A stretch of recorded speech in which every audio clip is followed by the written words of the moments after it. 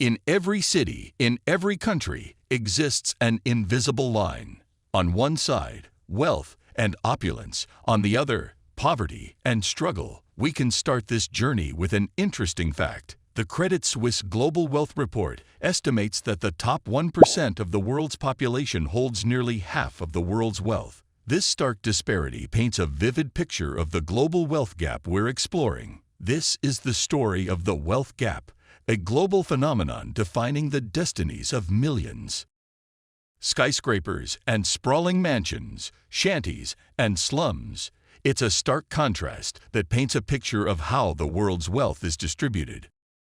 Today, we delve into the roots, impacts, and possible solutions to this pressing issue. Why does it exist? How does it affect us?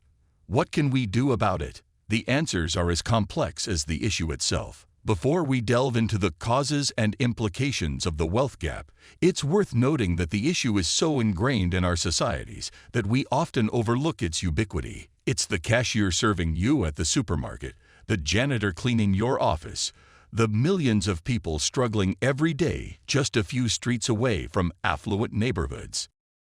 The existence of the wealth gap is influenced by a myriad of factors. It's an intricate web of historical context, economic practices, and socio-political landscapes.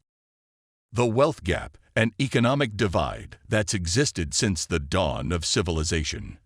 From the landed gentry of medieval times to the magnates of the Industrial Revolution, the balance of wealth has historically leaned heavily on one side. This divide was evident even in ancient civilizations like Egypt and Rome. The accumulation of wealth in the hands of the few has been a consistent theme throughout history. In the Roman Empire, a clear class system emerged, with the patricians, a small group of wealthy and influential families, at the top, and the plebeians, or common citizens, at the bottom.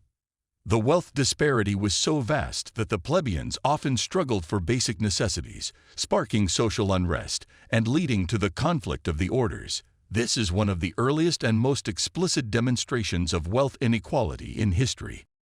Factors like colonialism, industrialization, political changes, and economic policies have played a significant role in this division of wealth.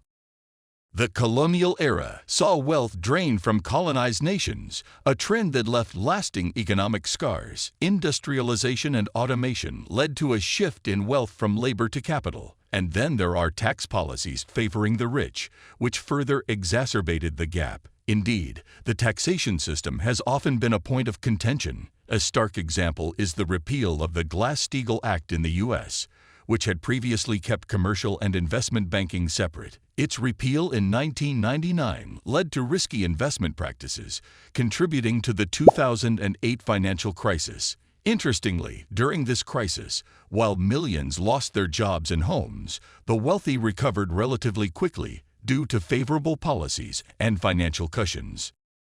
The face of the wealth gap is as varied as the cultures and geographies it spans. Let's take a closer look at a few examples. From Asia's bustling economies where billionaires coexist with the impoverished masses, to Africa's resource-rich nations grappling with poverty, the wealth gap paints a different picture in every context. For instance, let's consider China, where the wealth gap has risen at an alarming pace. Once a primarily communist country, its shift to a market economy created unprecedented wealth, but also a burgeoning wealth gap. The Hurun Report, China's version of the Forbes Rich List, shows that the number of billionaires in China has grown rapidly over the last decade, with the wealth gap reaching a record high. In the United States, a country built on the promise of opportunity, wealth inequality has become increasingly pronounced. The American dream, the notion that anyone can achieve prosperity through hard work, is being challenged. As CEO salaries skyrocket, the federal minimum wage remains stagnant, exacerbating wealth inequality. An interesting case in point is the Walmart family, the Waltons. At the time of this recording, they are worth $250 billion, more than the bottom 64% of American families combined. Yet many Walmart employees earn minimum wage and struggle to make ends meet. It's this kind of disparity that is causing a growing disillusionment with the American dream. From Silicon Valley's billionaires to Detroit's struggling working class, the spectrum is vast and telling. Meet John, a tech entrepreneur in Silicon Valley, and Maria, a factory worker in Detroit. Their lives provide a glimpse into the breadth of America's wealth gap. John's life in Silicon Valley, a hub of technology and innovation, is marked by comfort and opportunity, while Maria's life in Detroit, a city that has never fully recovered from the decline of the auto industry and the 2008 recession, is a constant struggle for stability. This vast difference in quality of life, driven by wealth disparity, is a microcosm of a broader national issue. The wealth gap doesn't just separate people by income. It creates a chasm in opportunities and outcomes. It's a determinant of health, education, crime rates, and social mobility. The impact of wealth disparity isn't confined to one's wallet. It affects one's lifespan, the quality of education their children receive, their susceptibility to crime, and even their mental health. Research shows that areas with high wealth inequality often have higher rates of mental health issues. Feelings of inadequacy, social exclusion, and constant financial stress can lead to conditions like depression and anxiety, further widening the gap as individuals struggle to find or maintain employment. Stress, poor nutrition, lack of access to education, higher crime rates. These are just a few of the consequences felt most acutely by those on the disadvantaged side of the wealth gap. Meet Rosa, a single mother working 3 jobs to make ends meet, and her kids who attend a school lacking in resources. Their story is not unique and reflects the harsh reality of the wealth gap. Rosa's story echoes the lives of many others, such as those living in Brazil's favelas or India's slums, where despite the booming economy around them, they remain trapped in a cycle of poverty. The wealth gap is not just a national issue, but a global phenomenon. Addressing the wealth gap is a complex task, and there's no one-size-fits-all solution. But across the globe, governments, organizations, and individuals are working towards more equitable societies. Policymakers, economists, and activists are all exploring ways to narrow the gap. While there's no magic wand, collective action can bring about change. Take the case of the Nordic countries, for example. They have some of the smallest wealth gaps globally due to their emphasis on social welfare, free education, and a progressive taxation system. It's a testament to the impact collective action and favorable policies can have on creating a more equitable society.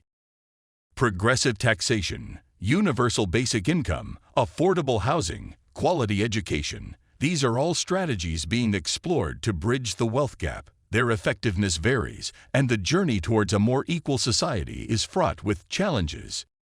From Finland's experiment with universal basic income to Singapore's affordable housing model, we find inspiring examples of how societies are tackling wealth inequality. As we traverse this world divided by wealth, we realize that the gap is more than just numbers. It's about opportunities lost, lives affected, potential unrealized. Behind every statistic, there's a human story. These are the stories that remind us why addressing wealth inequality is critical. It's the story of the single mother working tirelessly for her children's future, the bright student forced to abandon education due to financial constraints, the elderly struggling to afford health care. These human stories put a face to the otherwise abstract concept of the wealth gap. The wealth gap isn't just about dollars and cents, it's about people and their lives. Understanding the wealth gap is the first step. The next step, that's up to all of us. A classic example is that of philanthropist Andrew Carnegie, who, despite being one of the richest men in history, recognized the importance of wealth distribution and donated much of his fortune to establish libraries, schools, and universities. In today's context, individuals and corporations alike can contribute by promoting fair wages, equal opportunities, and corporate social responsibility. Everyone has a role to play. From policymakers to citizens, from corporations to nonprofits, the quest for a more equitable society begins with each one of us. As we look to the future, one question remains: what kind of world do we want to live in? A world where every child has an equal shot at success, where the circumstances of one's birth don't determine their life's trajectory. That's the world we should strive to build. In conclusion, the wealth gap is not an insurmountable problem. With informed policies, collective action, and a commitment to equality, we can create a world where everyone has a fair shot at success, irrespective of their socioeconomic background. After all, as Nelson Mandela once said, poverty is not an accident. Just like slavery and apartheid, it too is man-made and can be removed by the actions of human beings. Thank you for watching, and we will see you in the next one.